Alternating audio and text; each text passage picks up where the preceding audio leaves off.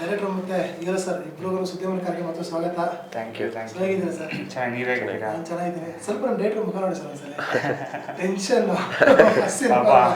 ರಿಲೀಸಿಗೆ ready ಇರೋವಾಗ tension start ಆಗಿಬಿಟ್ಟಿದೆ. So ಇದ್ದಿದ್ದೆ ಅಲ್ಲ, ಅದು ಸಿನಿಮಾದಲ್ಲಿ ನಮ್ಮ ಪ್ರಯತ್ನ ಎಷ್ಟಿರುತ್ತೋ ಅದೇ ಥರ ನಮಗೆ ಔಟ್ಕಮ್ ಚೆನ್ನಾಗಿ ಬಂದಿರುತ್ತೆ. ಆಮೇಲೆ ಜನ ಯಾವ ಥರ ರಿಸೀವ್ ಮಾಡ್ತಾರೆ ಅನ್ನೋ ಒಂದು ಭಯ ಇದ್ದೇ ಇರುತ್ತೆ ಯಾವಾಗ್ಲೂ. ನಾವೆಷ್ಟೇ ಒಂದು ದೊಡ್ಡ ಸಿನಿಮಾ ಚಿಕ್ಕ ಸಿನಿಮಾ ಅನ್ನೋದಕ್ಕಿಂತ ಎಲ್ಲ ಸಿನಿಮಾನೂ ಒಂದೇನೆ. ಸೊ ಅದೇ ಥರನೇ ಅದೇ ಸೇಮ್ ಇದರಲ್ಲೇ ಮಾಡ್ತಾ ಇರ್ತೀವಿ. ಆದರೆ ಔಟ್ಕಮ್ ಜನ ಯಾವ ಥರ ರಿಸೀವ್ ಮಾಡ್ತಾರೆ ಅನ್ನೋದೊಂದು ಭಯ ಇದ್ದೇ ಇರುತ್ತೆ.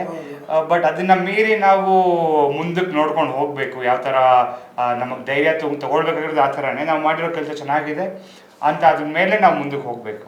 ಬೇರೆ ಸರ್ ಎದುರುಗಡೆ ನಿಜವಾಗ್ಲೂ ನಿಂತು ಮಾತಾಡ್ತಾ ಇದ್ದೀರಾ, ಒಳಗಡೆ ಇದೆ ಪುಕ್ಕ ಪುಕ್ಕ ಅಂತ ಹೇಗಿದೆ ಸರ್? ಟೆನ್ಷನ್, ಎಕ್ಸಾಮ್ ಬರ್ದ ಟೆನ್ಷನ್, ರಿಸಲ್ಟ್ ಕಾಯ್ತಾ. ಹೌದು, ತುಂಬಾ ಕಷ್ಟಪಟ್ಟು ಎಲ್ಲರೂ ಎಫರ್ಟ್ ಹಾಕಿದ್ದೀವಿ. ಟೀಮಿಂದ ಹಿಡಿದು ಆಮೇಲೆ ಎಲ್ಲ ಆರ್ಟಿಸ್ಟ್ಗಳು, ಕಾಸ್ಟ್ ಆ್ಯಂಡ್ ಕ್ರೂ ಎಲ್ಲ. ಸೊ ಈಗ ಇದು ರಿಸಲ್ಟ್ ಟೈಮಲ್ಲಿ ತುಂಬ ಭಯ ಇದ್ದೇ ಇರುತ್ತೆ. ಹೇಗೆ ರೀಚ್ ಆಗುತ್ತೆ, ಹೇಗೆ ತಗೊಳುತ್ತೆ, ಆಡಿಯನ್ಸ್ ರಿವ್ಯೂ ಹೆಂಗಿರುತ್ತೆ ಅಂತ.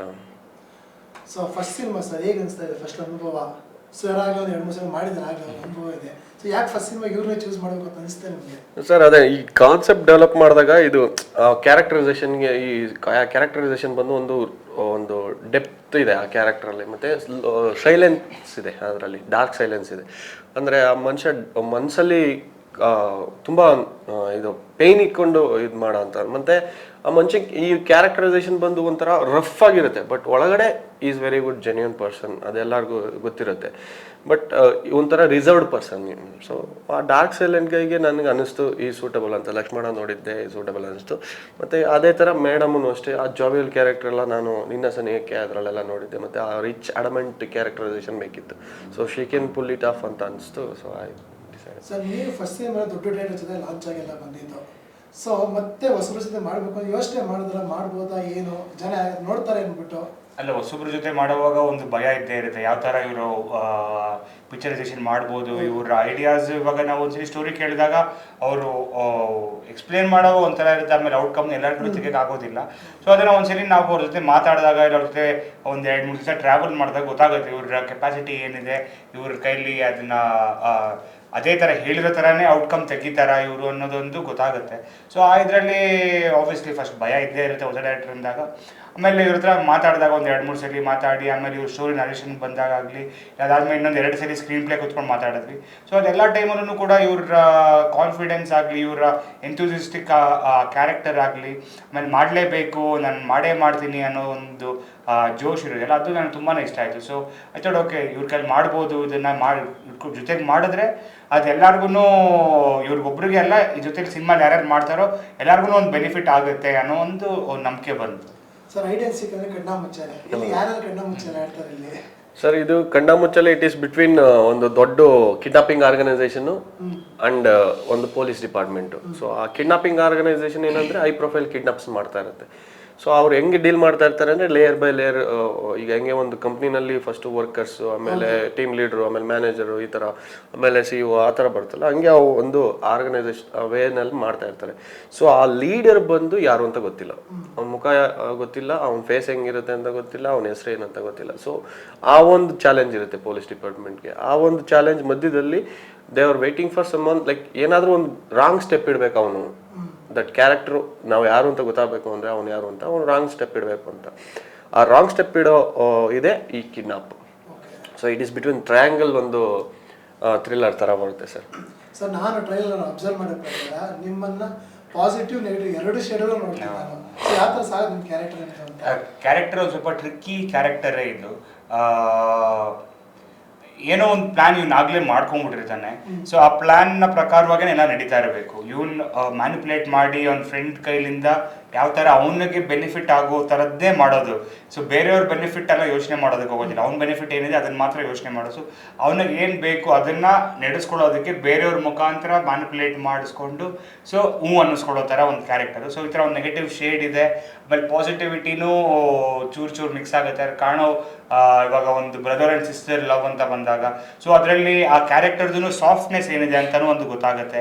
ಅದಾದಮೇಲೆ ಈ ಥರ ಈ ದುಡ್ಡಿನ ವಿಷಯಕ್ಕೆ ಬಂದಾಗ ಯಾವ ಥರ ಕನ್ನಿಂಗ್ ಇರ್ತಾನೆ ಕ್ಯಾರೆಕ್ಟರಲ್ಲಿ ಅನ್ನೋದನ್ನು ಕೂಡ ಇದರಲ್ಲಿ ಎಕ್ಸ್ಪ್ರೆಸ್ ಮಾಡಿದ್ದೀವಿ. ಸೊ ಅದೊಂದು ಎಲ್ಲ ಥರ ಸೊ ಪಾಸಿಟಿವಿಟಿ ನೆಗೆಟಿವಿಟಿ ಎಷ್ಟು ಡಿಫ್ರೆನ್ಸಸ್ ಬರುತ್ತೆ ಒಬ್ಬ ವ್ಯಕ್ತಿಯಲ್ಲಿ ಅನ್ನೋದೊಂದು ಗೊತ್ತಾಗುತ್ತೆ. ಸರ್ ಅನೂಪ್ ಸರ್ ಬಗ್ಗೆ ನಾವು ಏನು ಹೇಳಂಗಿಲ್ಲ, ಬಾರ್ನ್ ವಿತ್ ಗೋಲ್ಡನ್ ಸ್ಪೂನ್ ಅಂತ ಹೇಳೋ. ಸೊ ಸೆಟ್ಟಲ್ಲಿ ಹೇಗಿತ್ತು, ಹೇಗೆ ಮೇಂಟೈನ್ ಮಾಡ್ತೀವಿ ಸರ್? ಅನೂಪ್ ಸರ್ ಆಗಲಿ ಧನ್ಯ ಮ್ಯಾಮೇ ಆಗಲಿ, ನಮಗೆ ಒಂದು ಅಪ್ರೋಚ್ ಮಾಡೋ ಟೈಮಲ್ಲಿ ಒಂದು ಭಯ ಇರುತ್ತೆ. So how to handle them ಅಂತ, ಹೆಂಗೆ ಏನಾದರೂ ನಾವು ಹೇಳಿದ್ರೆ ತಗೊಂತಾರ ಇಲ್ವಾ, ಆಮೇಲೆ ಬೇಜಾರು ಮಾಡ್ಕೊತಾರ, ಹರ್ಟ್ ಆಗ್ತಾರ ಅಂತ. ಸೊ ನಮಗೆ ಯಾವತ್ತೂ ಆ ಥರ ಅನಿಸ್ಲೇ ಇಲ್ಲ. ಫಸ್ಟ್ ಆಫ್ ಆಲ್ ನಾವು ಒನ್ಸ್ ನಾವು ಸ್ಟಾರ್ಟ್ ಮಾಡಿದ್ವಲ್ಲ, ಇವ್ರಿಗೆ ನರೇಷನ್ ಕೊಟ್ಟ ಮೇಲೆ ಆಗಲಿ, ಆಮೇಲೆ ನಾವು ಸ್ಕ್ರಿಪ್ಟ್ ರೀಡಿಂಗ್ ಶುರು ಮಾಡಿದ್ವಿ, ಆಮೇಲೆ ವರ್ಕ್ಶಾಪ್ ಮಾಡೋಕ್ಕೆ ಶುರು ಮಾಡಿದ್ವಿ. ಇದೆಲ್ಲ ಮಾಡಿದಾಗ ನಮಗೊಂದು ಕಂಫರ್ಟ್ ಝೋನ್ ಕ್ರಿಯೇಟ್ ಆಗೋಯ್ತು. ಸೊ ದೆನ್ ಓಕೆ, ಇವರು ಅಂದರೆ ಎಲ್ಲ ಡೆಡಿಕೇಟೆಡ್ ಆಗೇ ಬಂದಿರೋ ಸರ್. ಸೊ ಇವರೇ ಆಗಲಿ ಮೇಡಮೇ ಆಗಲಿ, ಸೊ ಆ ಒಂದು ಇದರಲ್ಲಿ ಅವರು ನಮ್ಮ ಜೊತೆ ಎಷ್ಟು ಕಂಫರ್ಟ್ ಝೋನ್ ಕೊಟ್ಟರು ಅಂದರೆ ನಾವು ವಿ ಕುಡ್ ಎಕ್ಸ್ಪ್ರೆಸ್ ಎನಿಥಿಂಗ್. ಮತ್ತು ಅವರು ಅಷ್ಟೇ, ಸರ್ ಇದು ಒಂಚೂರು ನಾನು ಇದು ಬೆಟರ್ ಮಾಡಲ ಅಂತ ಆ ಥರ ಒಂದು ಇದಾಯಿತು. ಸೊ ಎಲ್ಲ ಔಟ್ಪುಟ್ಟಿಗೂ ಯೂಸ್ಫುಲ್ ಆಯ್ತು ಸರ್. ಸರ್ ಈ ಸಿನಿಮಾದಲ್ಲಿ ಒಂದು ಇಡ್ಲಿ ಕಂಬ ಒಂದು ಕಡೆ ರಾಜಕೀಯ ದೊಡ್ಡ ಫ್ಯಾಮಿಲಿಯಿಂದ ಒಬ್ಬರು, ಸಿನಿಮಾ ದೊಡ್ಡ ಫ್ಯಾಮಿಲಿಯಿಂದ ಒಬ್ಬರು. ಸೊ ಕಾಂಬಿನೇಷನ್ ಬಗ್ಗೆ ಏನು ಹೇಳ್ತಾರೆ ನೀವು? ಕಾಂಬಿನೇಷನ್ ತುಂಬಾ ಕಂಫರ್ಟಬಲ್ ಆಗಿತ್ತು ಧನ್ಯ ಅವ್ರ ಜೊತೆಗೆ ವರ್ಕ್ ಮಾಡೋದು. ಆ ಥರ ಅವ್ರಿಗೆ ಒಂದು ದೊಡ್ಡ ಮನೆ, ಅದು ಈಗೋಸ್ಟಿಕ್ ಆಗಲಿ, ಅದರ ಹೆಡ್ ವೇಟ್ ಆಗಲಿ ಎಲ್ಲ ಏನೂ ಇಲ್ಲ. It's very comfortable. ನಮ್ಗೆ ಇವಾಗ ಏನೇ ಒಂದು ನೆಕ್ಸ್ಟ್ ಸೀನು ಪ್ರಾಕ್ಟೀಸ್ ಮಾಡೋದಾಗ ಮುಂಚೆ ವರ್ಕ್ಶಾಪ್ಸ್ ಎಲ್ಲ ಮಾಡಿಕೊಂಡೇ ಬಂದ್ವಿ. ಸೊ ಆ ಒಂದು ಪೀರಿಯಡ್ ಆಫ್ ಟೈಮ್ ಏನಿದೆ, ನಾವು ನಿಮಗೆ ವರ್ಕ್ಶಾಪ್ ಮಾಡೋದಾಗಲಿ ಪ್ರಾಕ್ಟೀಸ್ ಮಾಡೋವಾಗಲ್ಲ, ಅವಾಗ ನಮ್ಮ ಕೋಆರ್ಡಿನೇಷನ್ ಚೆನ್ನಾಗಿ ಆಗ್ತಾ ಬಂತು. ಸೊ ನಾವು ಸೆಟ್ಟಿಗೆ ಹೋಗೋ ಟೈಮ್ ಅಷ್ಟೊತ್ತಿಗೆ ಈ ಪ್ರಾಕ್ಟೀಸ್ ಮಾಡಿದಷ್ಟು ನಮ್ಮ ಧನ್ಯ ಅಷ್ಟೇ ಅಲ್ಲ, ಇವಾಗ ಜಗಿ ಬ್ರೋ ಆಗಿರ್ಬೋದು, ಇಲ್ಲ ಸೂರಜ್ ಅವ್ರು ಆಗಿರ್ಬೋದು, ಪ್ರತಿಯೊಂದು ನಾವು 5 ಜನ ಒಟ್ಟಿಗೆ, ಆಮೇಲೆ ರಕ್ಷಾ ಅಂತ ಇನ್ನೊಂದು ತಂಗಿ ಕ್ಯಾರೆಕ್ಟರ್ ಮಾಡಿದೆ. ಸೊ ಈ ನಾವು ಒಂದು 5-6 ಜನನು ಫುಲ್ ಮೂವಿ ಟ್ರಾವೆಲ್ ಮಾಡ್ತೀವಿ ಒಟ್ಟಿಗೆ. ಸೊ ಈ 5-6 ಜನ ಯಾವಾಗ್ಲೂ ಒಂದು ಕೋಆರ್ಡಿನೇಷನ್ಲೇ ಇರ್ತಾ ಇದ್ವಿ. ಶೂಟಿಂಗ್ ಹೋಗೋಕ್ಕೆ ಮುಂಚೆನೂ ಕೂಡ, ಶೂಟಿಂಗ್ ಹೋದ್ಮೇಲೂ ಕೂಡ, ಬಿಕಾಸ್ ಅದೇ ಥರ ನಾವು ಪ್ರಾಕ್ಟೀಸ್ ಮಾಡಿಕೊಂಡು ಪ್ರತಿಯೊಂದು ಸೀನ್ನ ನಾವು ಯಾವ ಥರ ಡೆವಲಪ್ ಮಾಡ್ಕೊಬೋದು ಅಂತ ಮಾಡುವ ಟೈಮಿಂದನೂ ಕೂಡ ಅವಾಗ ನಮಗೆ ಪ್ರತಿಯೊಬ್ಬರಿಗೂ ಒಂದು ಬ್ಯಾಲೆನ್ಸ್ ಇರುತ್ತೆ. ಆಬ್ವಿಯಸ್ಲಿ ನಾನು ಧನ್ಯ ಅವ್ರನ್ನ ಫಸ್ಟ್ ಟೈಮ್ ಈ ಮೂವಿಯಲ್ಲಿ ಆ್ಯಕ್ಟ್ ಮಾಡ್ತಾ ಇರೋದು. ಸೊ ನಮಗೂ ಅದು ಯಾಕಂದ್ರೆ ಅವರು ಫಿಲ್ಮ್ ಬ್ಯಾಕ್ಗ್ರೌಂಡ್ ಬಂದಿರ್ತಾರೆ, ಆಮೇಲೆ ಸೊ ಅವ್ರಿಗೆ ಕಲೆ ಎಲ್ಲ ಬಂದ್ಬಿಟ್ಟಿರುತ್ತೆ ಅಂತ ನಮಗೂ ಒಂದು ಇರುತ್ತೆ. ಸೊ ಆದ್ರೂ ಕೂಡ she was not that hard to work with. ಸುಮ್ಮನೆ ಎಲ್ಲರ ಜೊತೆ ಫ್ರೆಂಡ್ಲಿ ಆಗೇನೆ, ಇವಾಗ ಏನೇ ಒಂದು ಅವ್ರು ಮಿಸ್ಟೇಕ್ ಮಾಡೋದಿದ್ರು ಶಿ ಯೂಸ್ ಟು ಆಸ್ಕ್, ಈ ಥರ ಮಾಡಿದ್ರೆ ಚೆನ್ನಾಗಿರುತ್ತೆ, ಈ ಥರ ಚೇಂಜ್ ಮಾಡಿದ್ರೆ ಚೆನ್ನಾಗಿರುತ್ತೆ ಅಂತ ಅವ್ರಿಗೆ ಕೇಳಿ she used to correct herself. ಆ ಥರ ಒಂದು ಗುಣ ಇರೋವಾಗ ಶಿ ಈಸ್ ಟ್ಯಾಲೆಂಟೆಡ್ ಅಂತಲೇ ಹೇಳಬೇಕು. ಬಿಕಾಸ್ ಕಲಿಯೋದಕ್ಕೆ ಎಲ್ಲರಿಗೂ ಇಂಟ್ರೆಸ್ಟ್ ಇರೋದಿಲ್ಲ. ಇಂಟ್ರೆಸ್ಟ್ ಇದ್ರೂ ಕೂಡ ನನಗೆ ಗೊತ್ತು ಅನ್ನೋರು ಜಾಸ್ತಿಯೇ ಹೊರತು ನಾನು ಇನ್ನೂ ಕಲಿತೀನಿ ಅನ್ನೋರು ಕಡಿಮೆ ಜನ. ಸೊ ಅದಕ್ಕೆ ಇವರು ಕಲಿತೀನಿ, ನಾನು ಇನ್ನೂ ಇದಕ್ಕಿಂತ ಬೇರೆ ಏನು ಮಾಡ್ಬೋದು ಅಂತ ಒಂದು ಪ್ಲಾನಿಂಗ್ ಬಂದು ಕೂತ್ಕೊಳ್ತಾರೆ. So that is very good about her. Sir ಈಗ ಥ್ರಿಲ್ಲರ್ ಸಬ್ಜೆಕ್ಟು ಸಾಕಷ್ಟು ಬರ್ತಾ ಇದೆ, ನಮ್ಮಲ್ಲಿ ಇರ್ಬೋದು, OTT ಸಿಕ್ಕಾಪಟ್ಟೆ ಬರ್ತಾ ಇದೆ. ಒಂದು ಚೂರು ಎಲ್ಲ ಒಂಚೂರು ಕ್ಲೂ ಕೊಟ್ರೆ ಸಿನಿಮಾ ಕಂಪ್ಲೀಟ್ ಸ್ಪಾಯ್ಲ್ ಆಗುತ್ತೆ. ಸೊ ಇದು ಹೇಗೆ ಮೇಂಟೈನ್ ಮಾಡೋದು ಅಪ್ ಟು ಕ್ಲೈಮ್ಯಾಕ್ಸ್ ವರ್ಗು? ಅಂದರೆ ಏನು ಗೊತ್ತಾ ಸರ್, ಕತೆ ತುಂಬ ದೊಡ್ಡದಿದೆ. ಈಗ ಸಿನಿಮಾ ಕತೆ ತುಂಬ ದೊಡ್ಡದಿದೆ, ಮತ್ತು ಅದ್ರ ಕಂಟೆಂಟ್ ನಿಮಗೆ ನರೇಷನ್ ಕೊಡಬೇಕಂದ್ರೆ ನನಗೆ 40 ನಿಮಿಷ ಬೇಕಾಗೋದು ಒಂದು ಲೈನ್ ಹೇಳೋದಕ್ಕೆ. ಸೊ ಫಾರ್ ಎವ್ರಿ 15-20 ಮಿನಿಟ್ಸ್ ಕತೆ ಬೇರೆನೇ ಹೋಗ್ತಾ ಇರುತ್ತೆ. ಸೊ ನಮಗೆ ಅಲ್ಲಿ ಪಾಯಿಂಟ್ಸ್ಗಳಿದೆ ಹೇಳೋದಕ್ಕೆ. So to engage the audience I have so many points. So ಆ ಪಾಯಿಂಟ್ಸ್ಕೊಂಡು ಬಿಟ್ಕೊಟ್ಟಿಲ್ಲ ಎಲ್ಲೂ. ಸೊ ಆ ಪಾಯಿಂಟ್ಸ್ನ ಕ್ಯಾಚ್ ಮಾಡ್ಕೊಂಡು ಹೋದಷ್ಟು ಆಡಿಯನ್ಸ್ ಅದು ಕತೆ ಜೊತೆ ಟ್ರಾವೆಲ್ ಆಗ್ತಾರೆ ಅಂತ ಗ್ರಾಫ್ ಹಂಗೆ ಎತ್ಕೊಂಡು ಹೋಗುತ್ತೆ. ಸೊ ನಿಮಗೆ ಸಿನಿಮಾದವರು ಸಾಕಷ್ಟು ದೊಡ್ಡದವ್ರು ಗೊತ್ತು, ರಾಜಕೀಯದಾಗ ಕೇಳಂಗೆ ಎಲ್ಲ ದೊಡ್ಡವ್ರಿಗೆ ಪೂರ್ತಿ ಗೊತ್ತು. ಸೊ ಸಿನಿಮಾದ ಟ್ರೈಲರ್ ನೋಡಿ ಏನೇ ಫೀಡ್ಬ್ಯಾಕ್ ಬಂತು ನಿಮಗೆ ಸಿನಿಮಾದವ್ರ ಕಡೆಯಿಂದ, ರಾಜಕೀಯದವ್ರ ಕಡೆಯಿಂದ? ಪ್ರತಿಯೊಬ್ಬರೂ ಕೂಡ ತುಂಬ ಚೆನ್ನಾಗಿದೆ ಅಂತಲೇ ಫೀಡ್ಬ್ಯಾಕ್ ಕೊಟ್ಟಿದ್ದಾರೆ. ಆ್ಯಂಡ್ ಅವ್ರದ್ದು ಬೆಸ್ಟ್ ವಿಶಸ್ ಮತ್ತು ಅವ್ರ ಆಶೀರ್ವಾದ ಯಾವಾಗಲೂ ಜೊತೆಗೆ ಇದ್ದೇ ಇರುತ್ತೆ. ಆಮೇಲೆ ತುಂಬ ಜನ ಖುಷಿ ಪಟ್ಟಿದ್ದಾರೆ ಸಿನಿಮಾ ಟ್ರೈಲರ್ ನೋಡಿ. ಒಂದೊಳ್ಳೆ ಪ್ರಯತ್ನ, ಹೊಸ ಪ್ರಯತ್ನ ಇದು, ತುಂಬ ಚೆನ್ನಾಗಿ ಮಾಡಿದೆ. ನಾನು ಪ್ರೀವಿಯಸ್ ಮಾಡಿರೋ ಸಿನಿಮಾಗಳಿಗಿಂತ ಈ ಸಿನಿಮಾ ಇನ್ನೂ ಚೆನ್ನಾಗಿ ಡೆವಲಪ್ ಮಾಡ್ಕೊಂಡಿದ್ದೆ. ನನ್ನ ಕ್ಯಾರೆಕ್ಟರ್ ಆಗಲಿ, ಇಲ್ಲ ನನ್ನ ವೇ ಆಫ್ ಆ್ಯಕ್ಟಿಂಗ್ ಆಗಲಿ, ಪ್ರತಿಯೊಂದು ಚೇಂಜಸ್ ಮಾಡ್ಕೊಂಡಿದ್ಯಾ ಅಂತ ಒಂದು ಹೇಳಿದ್ದಾರೆ. ಸೊ ಸಿನಿಮಾದಲ್ಲಿ ಆಲ್ ಟುಗೆದರ್ ನೋಡಿದಾಗ ಇನ್ನು ಯಾವ ಥರ ಹೇಳ್ತಾರೆ ಅಂತ ಕಾಯ್ತಾ ಇದ್ದೀನಿ. ಸೊ ಇನ್ನು ಸರ್ ಬೇರೆ ತಾರಾ ಬಳಗ ಯಾರಿದೆ ಸಿನಿಮಾದಲ್ಲಿ ಅಂತ? ಸರ್ ಈ ಸಿನಿಮಾ ಈ ಮಟ್ಟಕ್ಕೆ ಚೆನ್ನಾಗಿ ಬರೋದಕ್ಕೆ ಕಾರಣ ನಮ್ಮ ಟೆಕ್ನಿಷಿಯನ್ಸ್ ಮತ್ತು ಆರ್ಟಿಸ್ಟ್ಗಳಲ್ಲಿ ಲೈಕ್ ನೀವೇನು ಗೊತ್ತು, ಅನೂಪ್ ರೇವಣ್ಣ, ಧನ್ಯ ರಾಮ್ಕುಮಾರ್ ಇದ್ದಾರೆ. ಇನ್ನು ಅದು ಬಿಟ್ಟರೆ ಕಾಮಿಡಿ ಕಿಲಾಡಿಗಳು ಸೂರಜ್, ಮತ್ತು ಮೈತ್ರಿ ಸಿನಿಮಾ ಜಗ್ಗಿ, ಆಮೇಲೆ ಅರವಿಂದ್ ರಾವ್ ಸರ್, ಮತ್ತು ರಾಜೇಶ್ ನಟ್ರಂಗ, ಬಲರಾಜವಾಡಿ ಸರ್, ಕೃಷ್ಣ ಹೆಬ್ಬಾಳೆ, ದೊಡ್ಡ ಎಕ್ಸ್ಪೀರಿಯನ್ಸ್ಡ್ ಆರ್ಟಿಸ್ಟ್ಗಳೇ ಇದ್ದಾರೆ. ಹೌದು.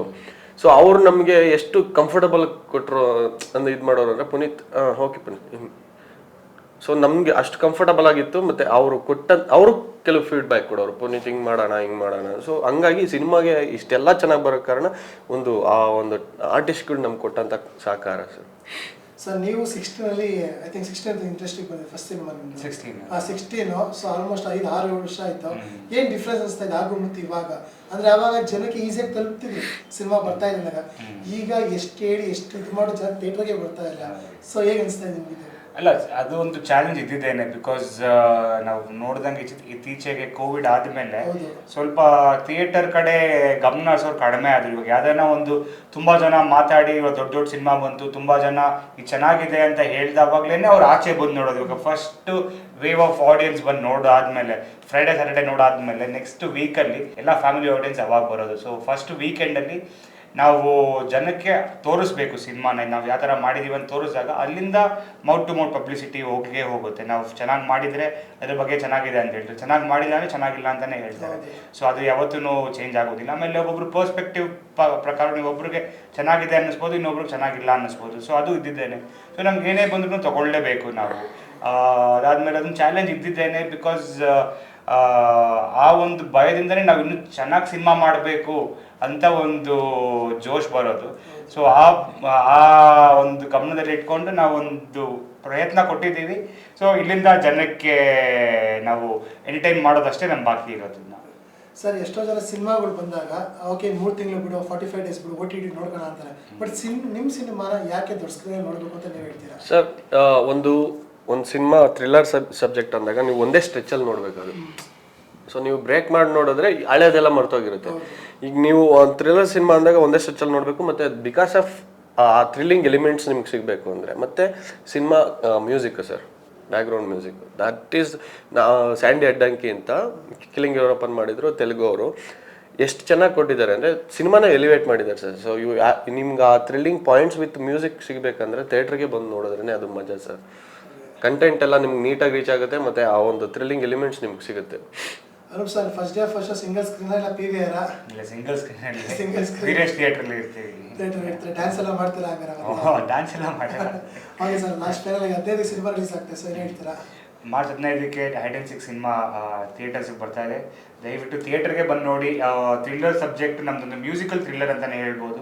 ಸೊ ಆ ಮ್ಯೂಸಿಕ್ಕು ನಿಮಗೆ ಆ ಫೀಲ್ ಕೊಡಬೇಕು ಅಂದರೆ ನೀವು ಥಿಯೇಟ್ರಲ್ಲಿರುವಂಥ ಆ ಸ್ಪೀಕರ್ನ ಅಲ್ಲೇ ಕೇಳಬೇಕು. ಸೊ 15ನೇ ತಾರೀಕು ಥಿಯೇಟ್ರಲ್ಲಿ ಸಿಗೋಣ. Thank you very much. Sir director sir ನೀವೇನು ಹೇಳ್ತೀರಾ? ನಂದು ಇದು ಫಸ್ಟ್ ಸಿನಿಮಾ, ಮತ್ತು ನಮ್ಮ ಟೀಮು ಎಲ್ಲ ಯಂಗ್ಸ್ಟರ್ಸ್ ಮಾಡಿರೋದು ಇದು ಸಿನಿಮಾ. ಸೊ ನಮಗೆ ನಿಮ್ಮ ಒಂದು ಆಡಿಯನ್ಸ್ ಬಂದು ಸಿನಿಮಾ ನೋಡಿದ್ರೇ ಒಂದು ಉತ್ಸಾಹ ಬರುತ್ತೆ ಇನ್ನೊಂದು ಸಿನಿಮಾ ಮಾಡೋದಕ್ಕೆ. ಪ್ಲೀಸ್ ಕಮ್ ನಿಯರ್, ನಿಮ್ಮ ಹತ್ರದ ಥಿಯೇಟ್ರಿಗೆ ಬಂದು ಸಿನಿಮಾ ನೋಡಿ please. Thank you so much sir, ಒಳ್ಳೆಯದಾಗಲಿ, ಮತ್ತೆ ಸಕ್ಸಸ್ ಮೆಡಲ್ ಸಿಗೋಣ ಮತ್ತೆ. ಶೋರ್. Thank you.